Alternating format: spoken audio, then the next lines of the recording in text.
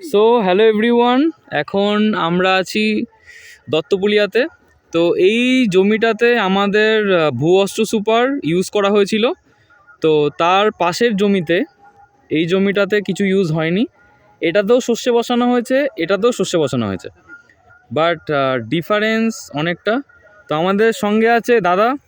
দাদাকে বলো সবার আগে পরিচয়টা দিতে। দাদার নামটা? আমার নাম ইব্রাহিম। আচ্ছা, গ্রাম কালোপুর, আচ্ছা। পোস্ট তো দত্তপুলিয়া, জেলা নদিয়া। দাদার দুটো কোন কোন টাইমে বসানো হয়েছে? যেটাতে দাঁড়িয়েছেন এটা কবে বসানো হয়েছে আর এটা কবে বসানো হয়েছে? সেম দিনে। সেম দিনে? হ্যাঁ, আচ্ছা, কিন্তু ডিফারেন্স তো অনেকটাই। অনেক ডিফারেন্স। আমাদের মানে বৃক্ষ ফলে পরিচয়।